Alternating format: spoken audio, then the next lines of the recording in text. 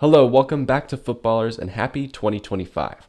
I thought what better way to kick off the new year than by rounding up the old year and picking my 2024 Team of the Year. However, I wanted to spice things up and I thought it'd be a fun idea to pick the entire team only based on stats.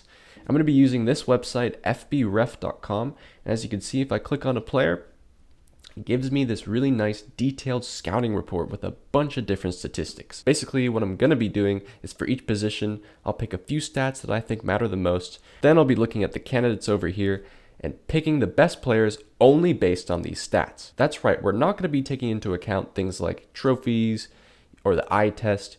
Things that matter. We're not doing that here. What I'm hoping is that by the end of this, we have a completely different team from what you typically expect from a team of the year. Basically, my goal with this team is for you viewers to go down to the pub and say with a straight face that you'd have Dennis Undav over Haaland at striker because Undav had 4.93 progressive passes per 90, making him in the 98th percentile. Wow. Basically, I want this to be the kind of team that gets you punched in the face. Without further ado, let's get started with the goalkeeper candidates. We have Emi Martinez, Gianluigi Donnarumma, Gregor Kobel, Peter Gulaschi, Mike Maignan, Unai Simon, and Diogo Costa. I've determined that the most important statistics that we're going to look at for the goalies are PSXG minus GA, which basically means post-shot expected goals minus goals allowed. In short, it's basically taking into account how many goals they're expected to concede versus how many goals they've actually conceded. If they have a higher number, that means that they're conceding less goals than they're expected to, which is a great thing. That's kind of the whole point of a goalie. Now, when taking that into account, we also have to look at the post-shot expected goals per shot on target. In simple terms, this is saying that the higher the number, the more difficult shots the goalies are facing. You may be asking why I'm not taking into account save percentage. I just don't think it's as important as the two stats that I just talked about. As you can see here, it says that not all shots on target are stopped by the keeper. Many will be stopped by defenders. And that's also why I'm not taking into account clean sheet percentage. I don't want stats that take into account the defensive unit as a whole. I want stats that only focus on the goalkeeper. If you didn't really understand what I was talking about, it's pretty simple. Just look how high up the green bar is, and that basically means the goalie is better. So I'm on Emi Martinez. He's got pretty high percentages in both. Let's switch over to Gianluigi Donnarumma. So he's got a very high percentage for stopping shots. However, the quality of shots he's facing is nothing compared to Emi Martinez. Now we're on to Gregor Kobel, who's pretty mid-tier. He's not even a candidate at this point. We can just close him out. Next, we have Peter Gulaschi. Again, pretty bad. Just going to close him out. Sorry, Peter. All right, now we have Mike Maignan. Terrible. Absolutely terrible.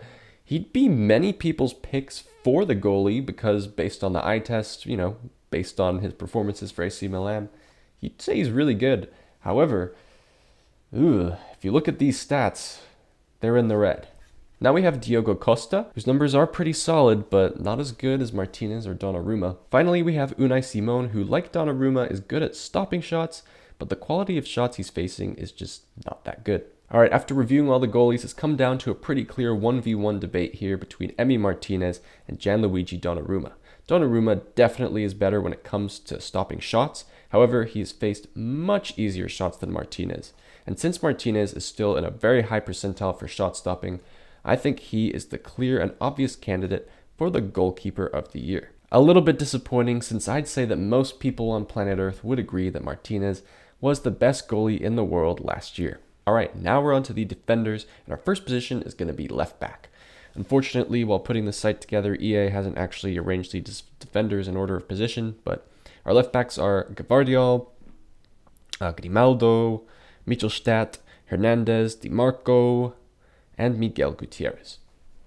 And the stats that I've determined that are most important for the left backs are as follows. So they've kind of broken this down into attacking, passing, and defending. And I've picked what I think is the most important stat for each of these three categories. So for attacking, I've gone with assists because you think of a modern fullback, you think of whipping those crosses in. So that's exactly why I've gone for assists. I've also gone for successful take-ons because, again, you want that fullback to be bombing up and down. You want a fullback to be able to take on the winger that's defending them. And then in terms of defensive stats, I didn't like any of these. So these are all kind of flawed, in my opinion, because when you're taking into account how many tackles a player is making per game, a team that's more defensive is automatically just going to make more tackles. So a fullback that plays for a more attacking, more dominating side, like pretty much all these players are, is going to be punished for that. So the defensive stat that I've chosen, we're actually going to scroll down into the more detailed scout report for this one, but it's challenges loss. So this may seem a little confusing, but it's still the higher the percentage, the less challenges that they've lost. So a higher percentage is better. I think this is very important because the role of a fullback is to try and defend against a dribbler. And the less challenges that they lose, aka the more challenges that they win against that dribbler, is really what matters the most. So let's take a look at the players. First up, we have Miguel Gutierrez of Girona. He's in the 94th percentile for assists, the 70th percentile for successful take-ons, and as we just saw, the 70th percentile for challenges lost. So not really a standout candidate, but all right. We have Federico Di Marco next, 89th percentile for assists, very low percentile for successful take-ons. And in terms of defense, a very high percentile, 80th for challenges lost. So a decent candidate, but it's his take-ons that are really letting him down here. Next, we have Theo Hernandez of AC Milan, 88th percentile for assists, very good. 82nd for successful take-ons, also very good. And then it's down in the defense where we have 92% there for the challenges lost, which is really, really good. So he's a standout candidate so far, Theo Hernandez. Next, we have Maximilian Mittelstadt of Stuttgart. We have the 88th percentile for assists, 77th for successful take-ons, solid, but only 9% for challenges, which means that is unfortunate for him. That means he's kind of out of the running there. This could be a little gap that I'm missing in my selection, but ironically, he made an incredible amount of tackles. And if you look at the other fullbacks, they just haven't really made very many tackles. So it's interesting to me that Mittelstadt has such a high amount of tackles, but a very low percentage when it comes to the actual challenges against the dribbler. So that's just something I don't really understand. But unfortunately, Mittelstadt's going to be out of the running there. We have Alex Grimaldo next, 99th percentile for assists. So everyone knows, the incredible season he had with Leverkusen, how many assists he got. It's no secret. 69% for successful take-ons, and it's only 60th percent for challenges. So a huge standout in terms of assists, but not great in terms of anything else. We have Josko Vardiol, really low in terms of assists, almost no assists per 90, but he does get a few goals. Successful take-ons, 68th percentile, just all right. But it's really defensively where he signs with 93% of the challenges lost. But as we were all looking on, I think we saw a standout performer. I think that was Theo Hernandez. Because he's in the 80th percentile for pretty much everything. And 92% for challenges. So really good in attack and really good in defense, as opposed to someone like Vardiol, who was great in defense but not great in attack, or someone like Di Marco, who's missing these take-ons, or someone like Gutierrez, who was great in terms of assists, better than Theo Hernandez, but just kind of average in the rest. So yeah, Theo Hernandez is going to be our winner for the left back position. Moving swiftly onward, we have our right backs. Our candidates are Trent Alexander-Arnold. We have Jeremy Frimpong, we have Joshua Kimmich, and we have Danny Carvajal. I'm just going to be using the exact same statistics that I used for the left backs as the right backs, so let's not waste any time. Carvajal, we have 67th percentile for assists, 9th percentile for successful take-ons. Not great, but defensively, 82% for the challenges, so that's very good. He is the front runner, of course. I think pretty much everybody would call him the right back of the year. So it's going to be interesting to see if he ends up in our team. But next we have Joshua Kimmich, 92nd percentile for assists, which is great. 28th for successful take-ons, not so great. And then defensively, 64% for challenges. Very good, standout for assists, but not much else. Frimpong, 84th percentile for assists, 88th percentile for take-ons. That's great. And 74th percentile for challenges. And then Trent Alexander-Arnold, 91st percentile for assists, as you'd expect for him to be very high up there. 36th for successful take-ons. Then in terms of defense, he's at a 1%. I mean, I know it's a bit of a meme that Trent Alexander-Arnold is not the best at defending, but to be at a 1% is something quite incredible there. So he's going to be out of the running. Sorry, Trent. Now it's a little tricky to decide between these three. Frimpong above the 80s for both attacking stats and 74 for the defensive stats. Kimmich pretty bad in terms of the take-ons, very standout in assists, and okay in the challenges. So Kimmich is definitely worse than Frimpong, so he's going out there. Now it's Frimpong against Carvajal. Obviously, Carvajal is better defensively, 82% to 74%, but the difference in their defensive quality is smaller than the difference in their attacking quality. There's just a big gulf here between Danny Carvajal and Jeremy Frimpong's attacking ability, so for that reason, Frimpong is going to be our right. All right, next up are our center backs. We have quite a few to choose from, and we have to pick two of them. Here are our candidates. We have Saliba, we have Virgil van Dijk, we have Ruben Diaz, we have Marquinhos, we have Wilfried Singo, we have Jonathan Tah, we have Bremer, we have Buongiorno, we have Bastoni, we have Rudiger. And the statistics or the metrics that I've chosen are challenges lost, which is what we use for the fullbacks.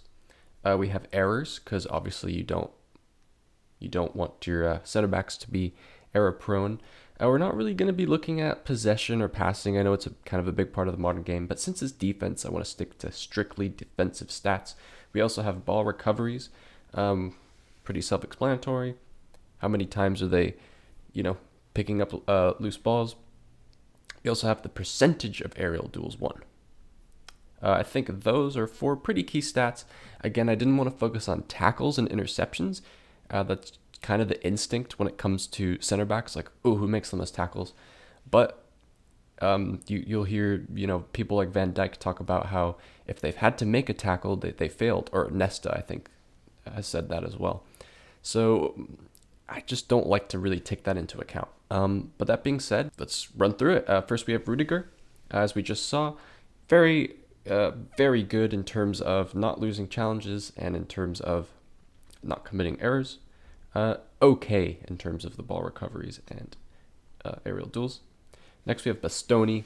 Terrible in terms of committing errors, very error prone. Not great in terms of the challenges, and not great in terms of that either. So he's getting knocked off. Bastoni, one of the front runners you'd think for the center back spot, has been eliminated. Now we have Buongiorno. Amazing in terms of the challenges. Pretty decent in terms of the errors. And yeah, average for the last two. Bremer next, really good in terms of challenges as well. Average in terms of errors, and brilliant in terms of the ball recoveries and aerials won. Next we have Jonathan Tah, pretty good in terms of the challenges, okay in the errors, and good in terms of the ball recoveries and aerials won. Next we have Singo, who is okay with the challenges, okay with the errors, but the best player in the world when it comes to ball recoveries, just about. And very good in aerials as well, so something to consider. Marquinhos, okay with the challenges, all right with the errors, good with the ball recoveries, meh with the aerials won. I don't think he's a candidate. Sorry, Marquinhos. Next, we have Ruben Diaz, pretty much perfect in terms of not losing challenges. Very, very good with errors as well. And then well below average when it comes to ball recoveries and aerials won. So even though he's amazing with the challenges, I don't think Ruben Diaz is a candidate either. Next, we have Virgil van Dijk. Pretty much perfect with the challenges as well. Very good with errors. We look at ball recoveries, pretty low. But then we look at aerials won, almost perfect. So he's one of the candidates, I think, Virgil van Dijk. Next, we have Saliba. With the challenges, with the errors. Good with the ball recoveries, with the aerials won. He's out. So we have Van Dijk, we have Singo, we have Jonathan Tah, we have Bremer, and we have Buongiorno, and we have Rudiger. So we have to narrow these 6 down to just 2. Let's re-look at everyone once again, just to refresh. So Rudiger, good on the top, okay on the bottom. Let's look at Buongiorno. Good on the top, okay on the bottom. Let's look at Bremer. Good on the top, good on the bottom. So I think we can get rid of Rudiger and Buongiorno. Keep Bremer. Let's look at Jonathan Tah next. Not bad on the top. Pretty good on the bottom. Singo. Not bad on the top. Really good on the bottom. Virgil van Dijk. Good, really good on the top. And it's just tricky because he's unbalanced. He's not recovering a lot of balls, but he's almost perfect in the aerials won and almost perfect in the challenges lost. I think we can all agree that Bremer is definitely going in. He'll go in the team. I believe he plays right center back, but we can always switch those around. So he's going in the team no matter what. Now we just have to pick between Ta, Singo, and Van Dijk for the last center back spot.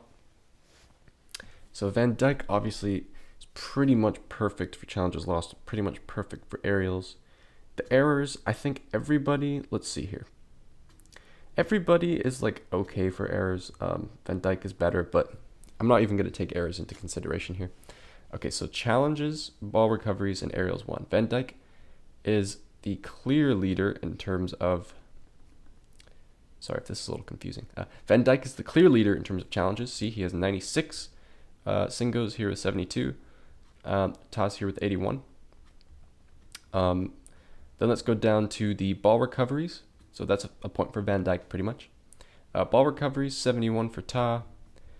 A huge win for Singo. And then aerials is a huge win for Van Dijk. So I think we could definitely say that Ta's out of it. I think the only reason that Singo would get in over Van Dijk is the ball recoveries. But since Van Dijk really excels at the challenges lost and the aerials won, I think it's going to have to go to Van Dijk just over Wilfried Singo. Although it is close, and I probably would have preferred to see Singo in the team just to spice things up, make it, again, a little more unique. But I'm really going to stick rigidly to the stats. I would just like to clarify that I am picking the stats before I've seen how everyone's doing in the stats. So I'm not trying to, rig the stats to fit a certain type of player. I'm really trying to do this as honestly as possible. All right, now we're on to the midfielders. And after a lot of consideration, here's what I've come up with. So EA, with the midfielders, only give us 3 spots, and we can't go out of it. So, and they've kind of grouped together different, like I said, it's very strange. So Dybala is considered a midfielder. Ketelare is considered a midfielder. Musiala, although those are basically wingers or forwards. Same with Cole Palmer, and they're grouped in with the likes of Rodri. So what I've decided to do is split into 3 categories for each of these 3 spots. One of them is going to be the defensive midfielder, and one of them is going to be the more box-to-box midfielder, and then one of them is going to be the midfielder that's basically a winger, but I'm going to call it an attacking midfielder. There's some players that could kind of fit into each of them, but I've done my best and tried to fit everybody into their mold. So first we're going to go with the defensive midfield players. Those candidates are Rodri, Declan Rice, Granit Xhaka, Hakan Çalhanoğlu, and Zubimendi. You may be asking, why not N'Golo Kante? That is because the FB Ref website doesn't actually include the Saudi League stats. That would be a big topic of debate anyway, whether or not to include the Saudi League players, but just to make things easier, we're just not going to include the Saudi players, so sorry, Ronaldo. Let's go over the statistics that I've chosen for the defensive midfielders. So when you think of a defensive midfielder, you want someone who's completing a good amount of passes, recycling the ball. And I've chosen percentage because I don't want to favor teams that, keep all the possession. So just a percentage, which shows that they're not giving the ball away. You also want them to not lose the challenges, to win the challenges, like we've been doing for the defensive players. We don't want them to be dispossessed. That's pretty key. And we want them to recover the ball whenever it's lost. So that's been Zubimendi that we've been looking at. So he's okay in terms of pass completion, not great. Really good in terms of challenges. Really good in terms of not being dispossessed. And not the best when it comes to recovering the ball. Now let's go to Hakan Çalhanoğlu. Really good in pass completion. Really good in not losing challenges. Really good in not being dispossessed. And pretty good in terms of recovering the ball. Now we have Granit Xhaka, great in terms of pass completion. He's amazing in terms of not losing challenges. Very good at not being dispossessed. Great at recovering the ball as well. I think Xhaka is the front runner so far, but I will go back and review just to make sure. Next we actually have Declan Rice. Not great in terms of pass completion, really good in terms of the challenges, okay in the dispossessed, and okay in the ball recoveries. I think seeing what the other players have brought to the table, we're going to say that Declan Rice has been removed from contention. Sorry, Declan. Now we have Ballon d'Or winner Rodri, obviously the front runner for this position. You'd think one of the best defensive midfielders of all time, but let's see if he makes it into the team. Great for pass completion. Okay in terms of the challenges, not great. Really bad at the dispossessed. He gets dispossessed a lot, apparently. That is surprising. And really good at recovering the ball. So I think just for that dispossessed alone, I think we can remove Rodri, because he's also not great at the challenges. If he was amazing at the others, I'd say no, but no, Rodri's out. So that leaves us with Xhaka, who was really good. Not great at the okay at the last two, but really good at the first two.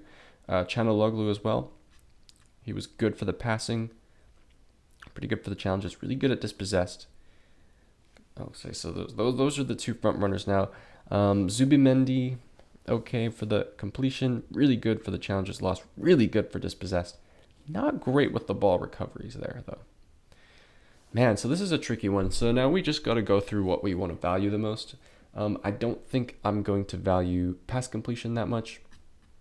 And then we're just going to do a little battle. I like the pass completion, but I think when you have players that are like, they're pretty similar to it, so we're gonna take that one out of consideration. Maybe give Xhaka a slight advantage as a tiebreaker, since he is clearly the best at it. But let's look at the challenges lost now.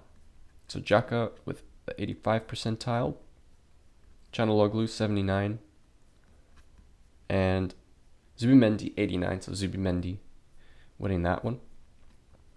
Let's look at the dispossessed. 70 for Xhaka, 85 for Çalhanoğlu, 86 for Zubimendi. So, I mean, it's a slight edge to Zubimendi here so far. And then with the ball recoveries, Xhaka, really good. About the same as Çalhanoğlu. And that's really where Zubimendi falters. So, man, if we're going to take an average here, Xhaka's also better at the pass completion. Gosh, it's so tricky. They're all just so close. Here's what we'll do. I think since Zubimendi is an obvious weakness, we'll take him out.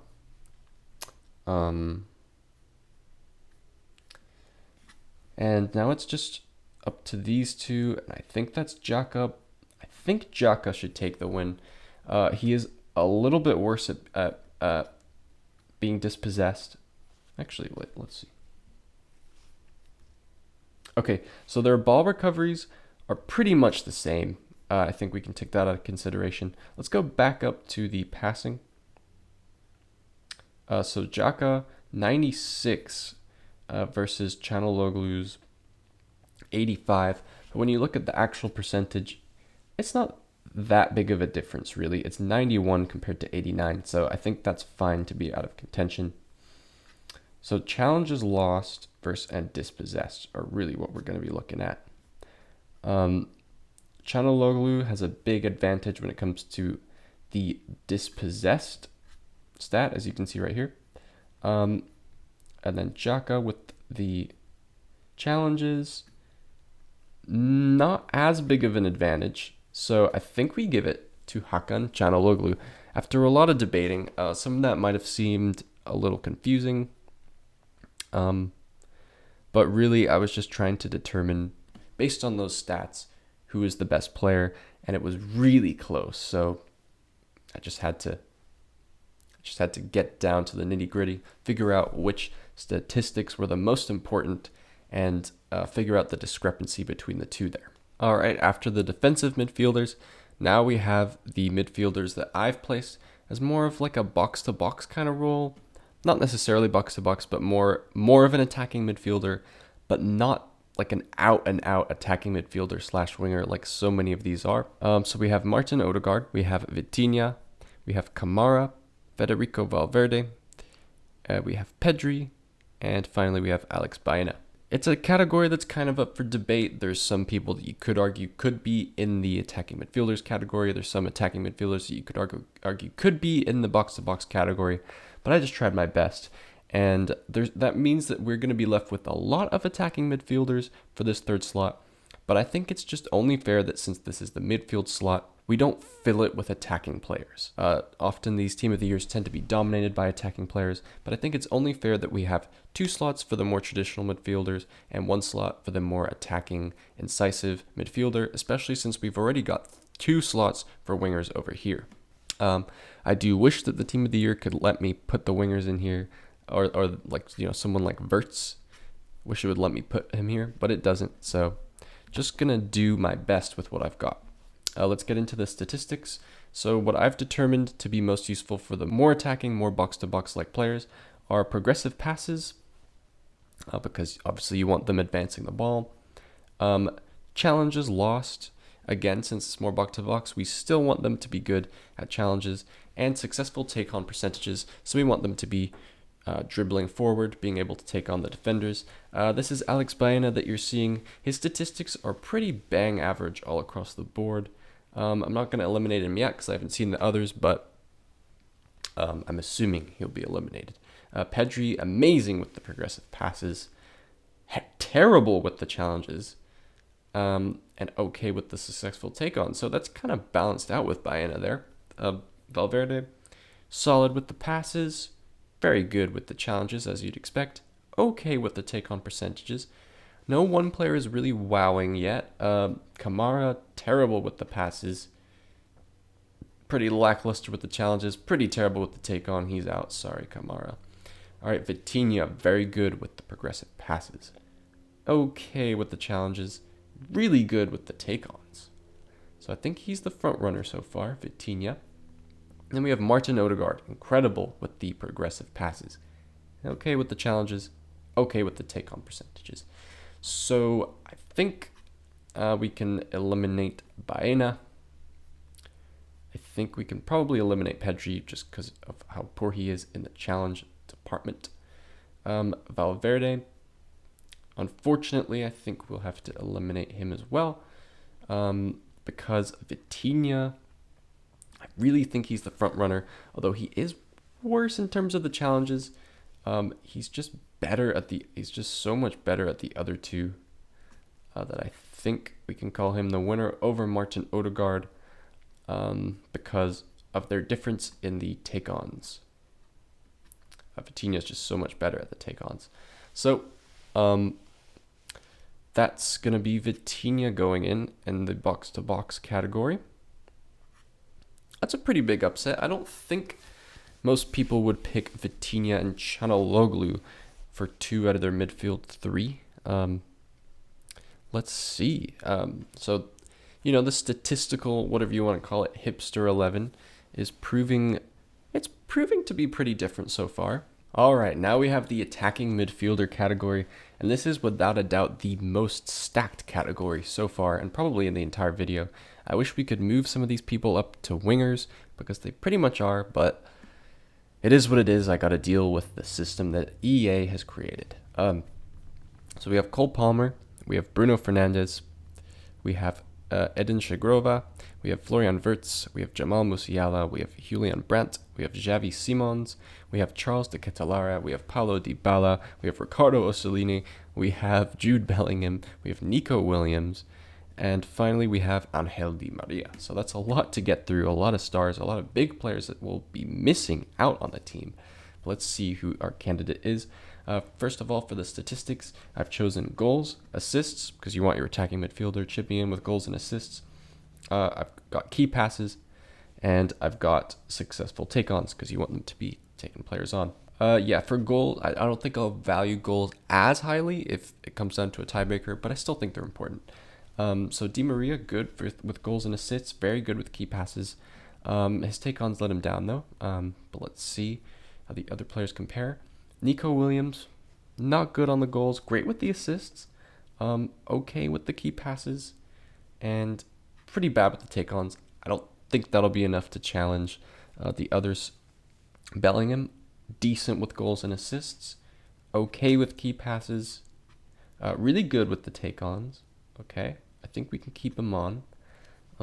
Orsolini, very good with goals. Pretty poor with assists. Pretty poor with key passes. Pretty poor with take-ons. I think he's gone. Okay, Dybala, good with goals. Okay with assists. Key passes, pretty good. Not as good as some of the others we've seen. Pretty bad with take-ons. I think Dybala can go. Lara, good with goals. Great with assists. Good with key passes. Okay with take-ons. We can keep him for now, I think. Okay, Simon's not good with goals and assists, which is funny. I expected better. Key passes, good with those. Good with take-ons. So I think he stays by merit of the key passes and take-ons. Brandt, not good with goals, great with assists. Great with key passes.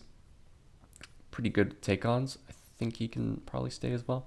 Musiala, good with goals. Not so good with assists. Good with key passes. And really good with the take-ons. So, as expected.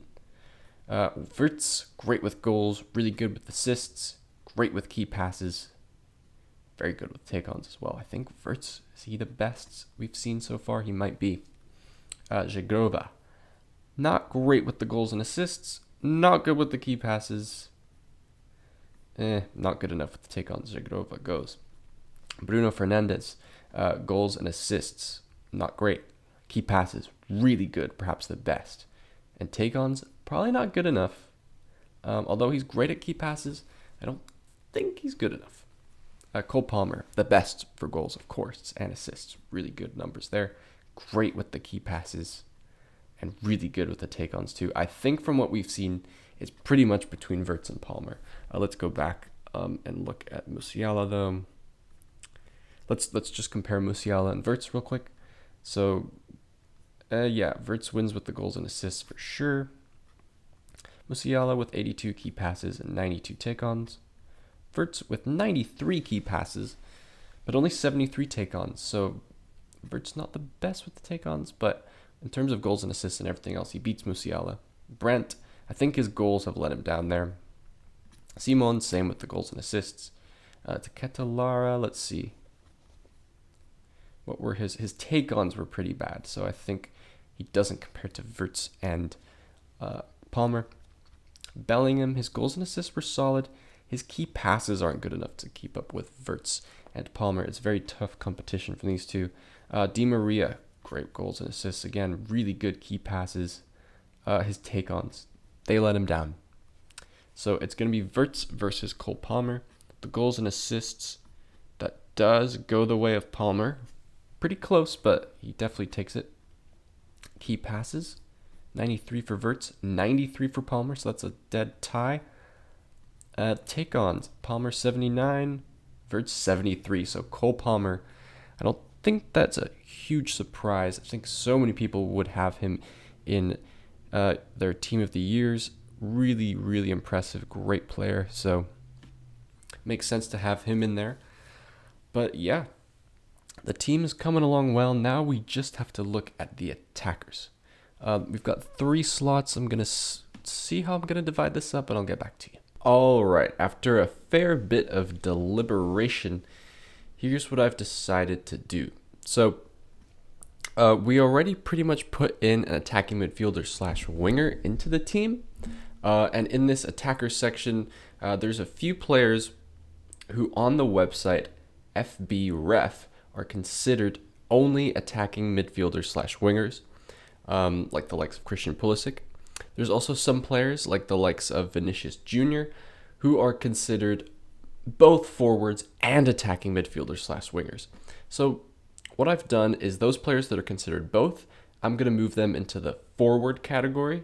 We're going to pick 2 forwards, and we're going to pick 1 attacking midfielder / winger to go along with Cole Palmer. So that's fair, 2 and 2. At least that's the way I see it. So the players that are considered by the website FBref to be attacking midfielders / wingers and not forwards are Mohamed Salah, Bukayo Saka, Phil Foden, Bradley Barcola, Ousmane Dembele. We also have Christian Pulisic, Kavica Kvaratskhelia, Lamine Yamal, Rafinha, and I believe that is it. No, Lionel Messi as well. Lionel Messi is considered an attacking midfielder / winger. So let's go through this. Christian Pulisic. Oh, the categories are going to be the exact same as for Cole Palmer. Christian Pulisic, goals and assists, not the best. Key passes, not the best. And successful take-ons, pretty bad. Based on what we've seen before, not going to be good enough. Kvaratskhelia, not great for goals and assists. Key passes, not bad. Take-ons, not good enough. Not good enough. Messi, top tier for goals and assists. He does play in the MLS, so we'll take that into account if it gets to some kind of weird tiebreaker. Key passes, not the best. Take-ons, really good. Messi's pretty good at that. Okay, so he's one of the front runners, Lionel Messi. Lamine Yamal, not great on goals, but great on assists. Key passes, all right. Take-ons, not the best. So, I mean, he does excel with the assists. I'll keep him for now. I won't get rid of him yet. Rafinha, elite goals and assists. Elite key passes. And just great take-ons. So I think we can pretty safely eliminate Yamal after that. Okay, Dembele, decent goals and assists. Great key passes. And okay take-ons. But Rafinha is the one to beat now. And Messi. Rafinha's going to be tough to beat, man. Very tough. Bradley Barcola, goals and assists, not as good. Key passes, not great. Take-on's not good. Barcola, you've never stood a chance. Okay, Phil Foden, great on goals, decent on assists, great on key passes. Not good enough on the take-on, so he's going to be eliminated. Bukayo Saka, goals and assists, solid, very good.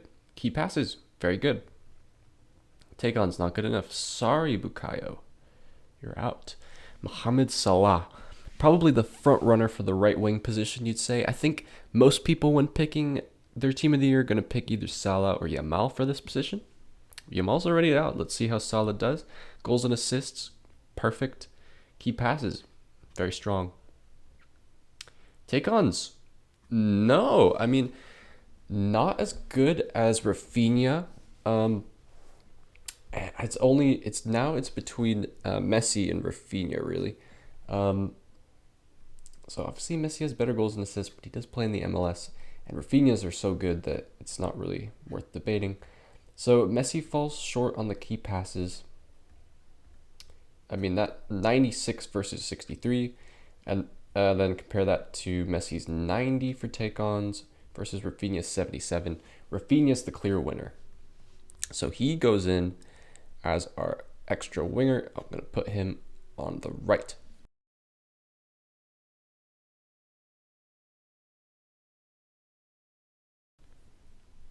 All right, we're finally at the last part of this team of the year. We have 2 forward slots to fill.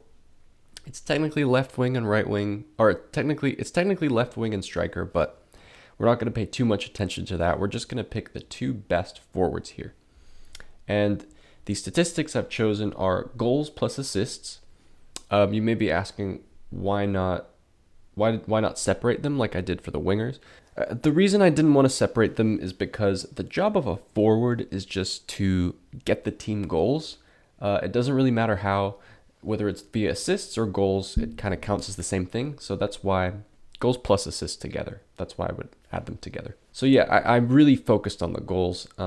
It's an added bonus when forwards are great at other things like aerial duels, headers, dribbling.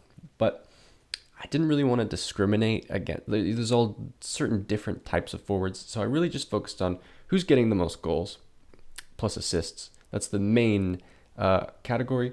But we also have these 2 categories as well, which are non-penalty XG, which is basically how many goals the striker is expected to score without penalties. And another way to look at this is how good are they at getting themselves in positions that are easy to score from. And then goals minus the expected goals is, Are they overperforming their XG? This means, are they skillful to score more than they're expected to? That's pretty much the summary. And as you can see, Victor Gyökeres here is in the 99th percentile for goals and assists, the 99th percentile for non-penalty XG, and the 96th percentile for goals minus XG. So he is an incredible front runner here. I'll be amazed if he doesn't get in this team. But just a quick clarification. So each case is unique. Like, for example, if you have a really high XG but are underperforming it, it's not such a huge deal. But if you can do both, like Gyökeres can, it's an incredible added bonus. Okay, next we have Vinicius Jr., 97th percentile for goals and assists, and then 84 for the XG for both, which is actually also really good. Gyökeres is making that not look that good, but that's really good and rare. Dovbyk, so Vinny is definitely in the running. Dovbyk, okay for the goals and assists, not good enough for there, so we're getting Dovbyk out of here. Next, Marcus Thuram, 70th percentile for goals and assists. His goals minus his XG is good. However, his XG isn't that high, so it's not that impressive. That's kind of what I'm talking about before. You have to, if you're high with both, that's amazing. But if you're high with this, but your XG isn't that good, then it's not that impressive of a stat. Also, if you're low with this, but your XG is amazing, then it's not that negative of a stat. So yeah, Thuram is eliminated. Ademola Lookman, what a great season he had. What a great year he had. 97th percentile for goals and assists. 65 for XG, but he is overperforming that a lot in the 98th percentile there. So now we have Dusan Vlahovic, not great for the goals and assists. Yeah, not great. Here he has a very high XG and he is slightly underperforming it, so it's okay, but it's not the best. But since his goals and assists is low, he's going to get eliminated. Sorry, Dusan. We have a lot of forwards to get through, so that's why I'm eliminating them so quickly. Lautaro, very low on the goals and assists. I heard you hear a lot of hype about him. You hear a lot of people. I think maybe Jamie Carragher put him in his team of the year, but according to the stats, even here, not great. Doesn't deserve to be in the team of the year, so closing him out. We have Openda, 77 for goals and assists, 77 for XG. He's exactly performing as he should be, but that's just not good enough. We want exceptional strikers. Undav now, goals and assists, 89th percentile. It's quite good. His XG, non-penalty XG is good. His goals minus his XG is fine. Like, that's nothing bad. He can stay on. Garassi, 92 percentile for the goals and assists. His XG non-penalty is very good, and he's also overperforming that, so that's very impressive. So he definitely stays on. Omar Marmoush, an amazing year. Goals and assists, 96th percentile. Non-penalty XG, it's mid-tier, but he is overperforming it, so that's good as well. He can stay on.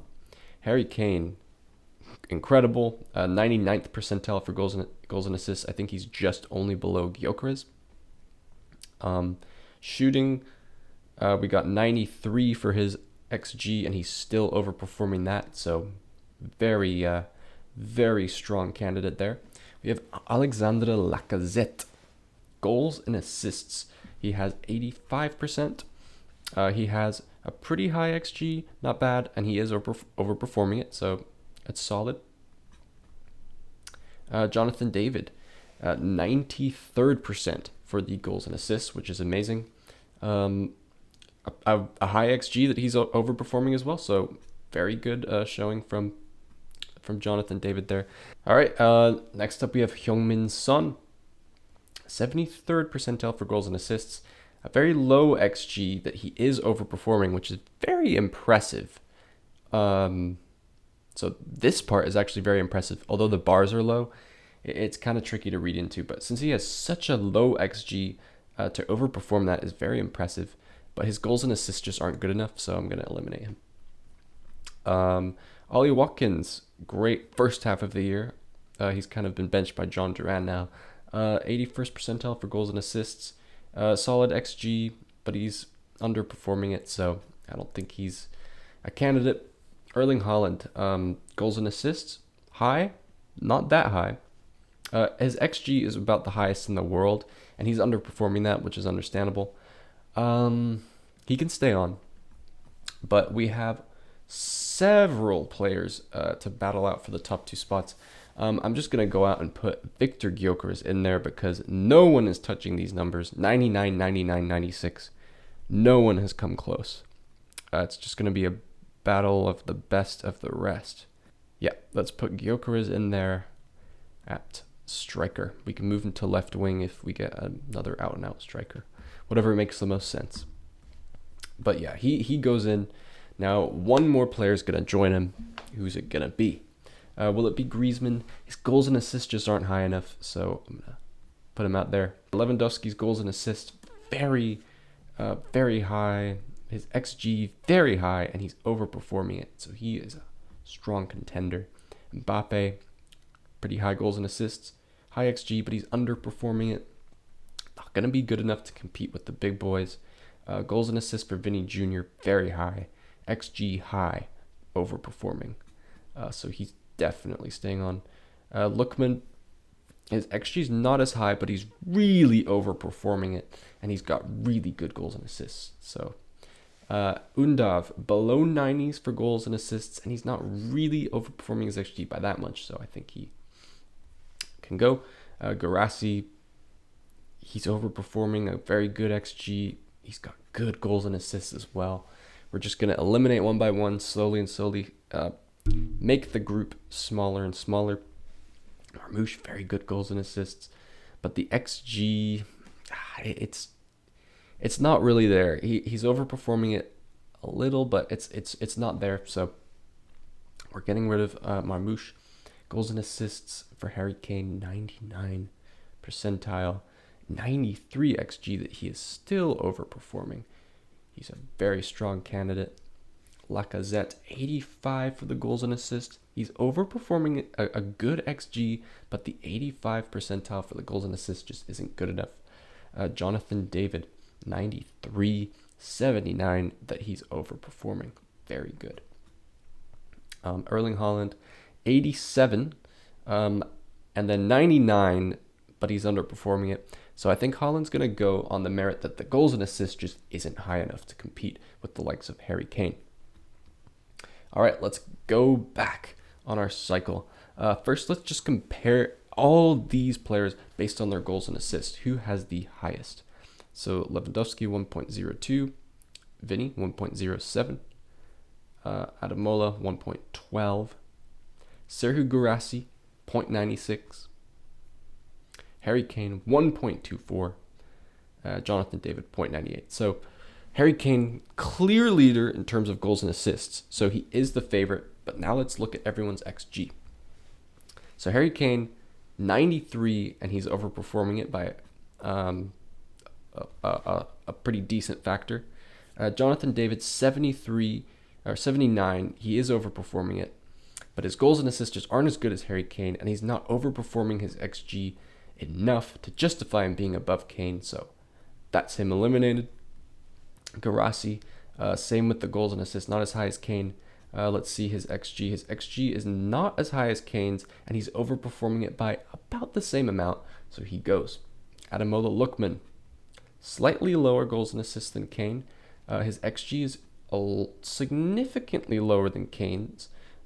So Kane's is 0.63, his is 0.43. Kane is overperforming his by 0.10.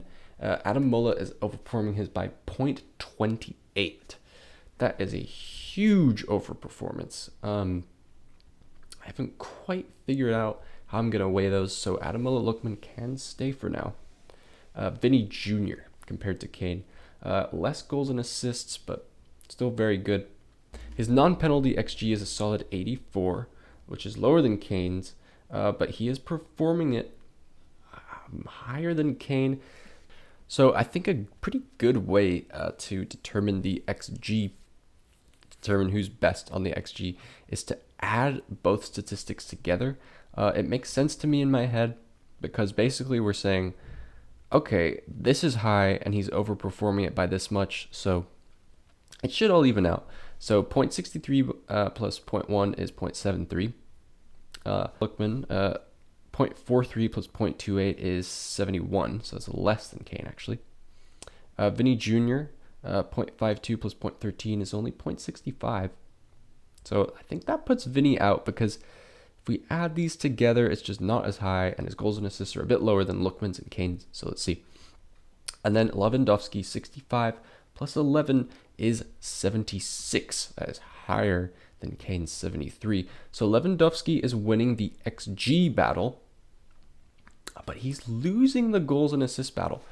Lookman is losing the XG battle, but he's medium for goals and assists. So I think that just puts Lookman out of contention.